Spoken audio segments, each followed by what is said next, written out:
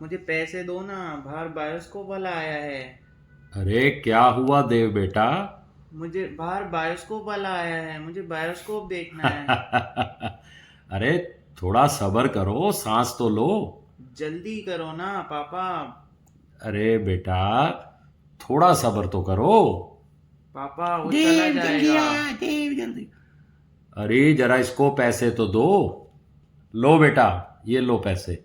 रुको, मैं भी आ रहा हूँ। वाह, देव आ गया, देव आ गया। ये तो आपको याद ही होगा, है ना? जी हाँ। जब हम सिनेमा घरों में कम ही जाते थे, पर सिनेमा हमारी गलियों में ज़रूर आता था। वो एक डिब्बा जिसमें कुल मिलाकर शायद 5 या 6 खिड़की बनी होती थी। वो बाहर से ढक्कन से बंद रहती थी। जब आप पैसे दो तो बायोस्कोप वाला किसी एक ढक्कन को खोलकर आपको देखने की इजाज़त देता था। बिल्कुल वैसे ही जैसे आजकल हम सिनेमा घर जाते हैं। टिकट लेने के बाद दरवाजे पर खड़ा व्यक्ति हमारी टिकट चेक करता है और अंदर जाने देता है सिनेमा देखने के लिए। लेकिन सच कहूँ, आज एसी में आरामदायक कुर्सियों पर बैठकर पूरी ठंडी हवा में पॉपकॉर्न खाकर कोल्ड ड्रिंक पीकर सिनेमा देखने में वो मज़ा कहाँ जो मज़ा था उस बचपन के बायोस्कोप में। उस छोटी सी खिड़की से गर्मी हो या सर्दी थोड़ा झुक कर, मतलब आधे खड़े और आधे बैठे रहकर, उन 5 6 खिड़कियों में से अपनी पसंद की खिड़की से फिल्म देखने की एक अलग ही खुशी होती थी। उस वक्त सभी बच्चों में से कुछ ही बच्चे बायोस्कोप देख पाते थे। बाकी बच्चे बिना किसी ईर्ष्या या जलन के उनका इंतज़ार करते थे, क्योंकि जो भी वो सिनेमा देख रहे होते थे बच्चे, वो पूरा सिनेमा देखने के बाद अपने अनुभव को सबके साथ साझा करते थे, बिना किसी आज के सोशल मीडिया के। बस जो देखा उसे दोस्तों को मज़े लेकर सुनाया। यकीन मानिए, जब भी वो यादें ताज़ा होती हैं तो चेहरे पर एक अलग सी खुशी दौड़ जाती है। मुझे यकीन है आपके पास भी बायोस्कोप से जुड़ा कोई ना कोई किस्सा ज़रूर होगा। तो इंतज़ार रहेगा आपके कमेंट्स का। आपके कमेंट्स जो आपने मेरे पिछले ब्लॉग जहां संवाद है वहां संबंध है को जो प्यार दिया, वैसे जैसे मैंने उसमें भी कहा था कि यह एक गंभीर विषय है, और सच में आपके कमेंट्स, या यूं कहूँ आपके अनुभव बांटने और साझा करने के लिए हृदय से विशेष धन्यवाद।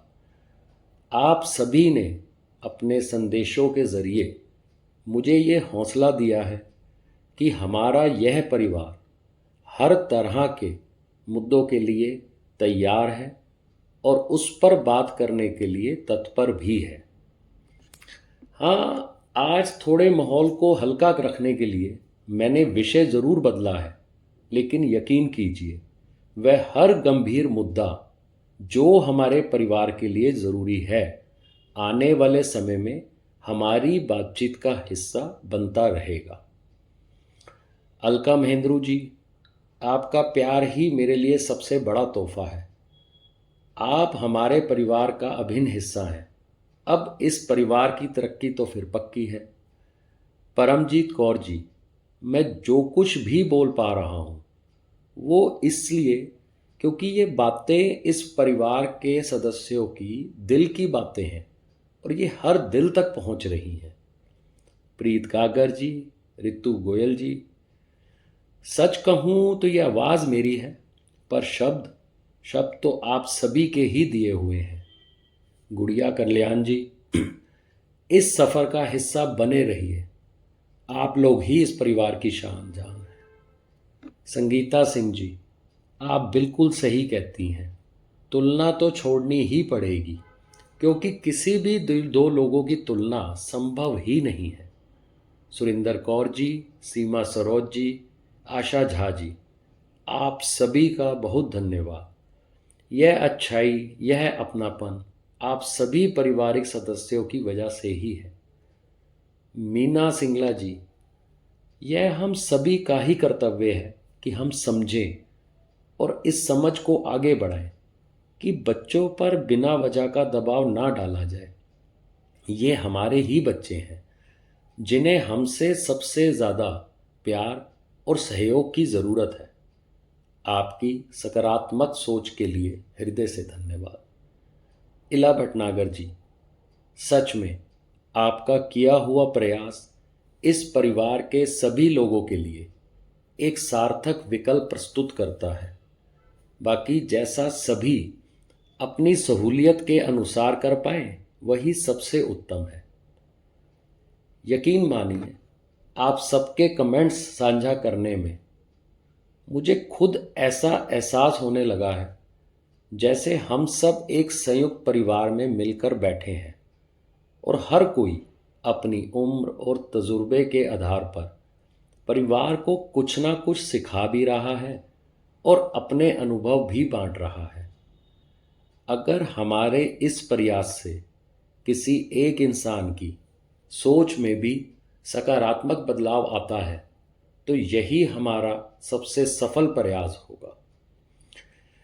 तो चलिए एक बार फिर बायोस्कोप की ओर चलते हैं।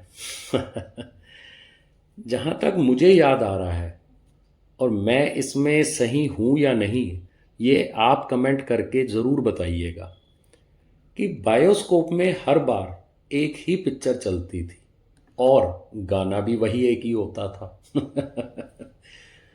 वो जो बायोस्कोप चलाने वाले भैया होते थे वो पहले एक तरफ घुमाकर पिक्चर चलाते और फिर जो उसके बाद अगले नंबर पर बच्चे आते उसी पिक्चर का उल्टा क्रम वो बच्चे देखते। मतलब पहले जिन्होंने देखा कि उसमें ताजमहल पहले नंबर पर आता था तो अगली बार वाले बच्चों के लिए ताजमहल सबसे आखिर में होता था। अगर आपकी यादों में उस बायोस्कोप के अंदर चलने वाली पिक्चर या गाना अब भी बसा है तो ज़रूर साझा कीजिएगा।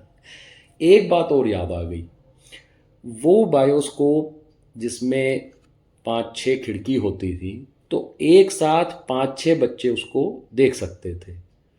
तो जो बायोस्कोप वाले भाई साहब होते थे वो इंतज़ार करते थे कि ज़्यादा से ज़्यादा बच्चे इकट्ठे हो जाएं तभी शुरू किया जाए। और हम में से जो भी उन्हें सबसे पहले आके पैसे दे चुका होता था वो उस ढक्कन को हटाकर उस छोटी सी खिड़की से अंदर झांकता ही रहता था, चाहे सिनेमा शुरू होने में कितनी भी देर क्यों ना हो जाए। उस वक्त जाने अनजाने ये भी नहीं पता चलता था कि इन सब के बीच हमारी कितनी कसरत हो जाती थी। ना किसी को पीठ दर्द होता था, ना कोई और तकलीफ होती थी। खैर, हमारी यादों में सिर्फ एक बायोस्कोप ही तो नहीं था, है ना?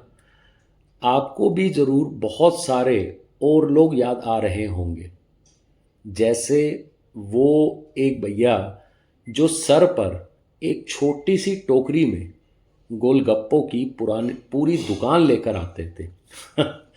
ओह, गोलगप्पों की बात करते ही मुंह में पानी आ गया। या फिर एक वो चीज़ जिसे आजकल के बच्चे कॉटन कैंडी कहते हैं, हमारे लिए तो वो थी बुढ़िया के बाल। वही लाल हरे पीले रंगों वाली रुई जैसी मिठास। और एक वो भैया जो एक बड़े से डंडे पर छोटी छोटी रंग बिरंगी झंडियाँ लपेटे हुए वो कुछ ऐसा उस पे लपेट के नीचे किसी ना किसी आकृति का रूप भी बना देते थे, जो भी हम कहें, हाथी बना दो, घोड़ा, आप समझ ही गए होंगे।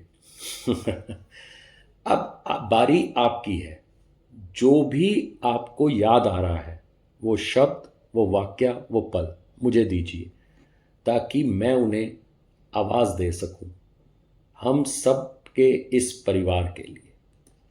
अच्छा लगे तो लाइक, शेयर और ख़ास करके कमेंट करना मत भूलिएगा। आपके कमेंट्स का हमेशा इंतज़ार रहता है। और हाँ, सब्सक्राइब करना भी याद रखिएगा। धन्यवाद। आपका अपना। नाम जो भी देना चाहें प्यार से।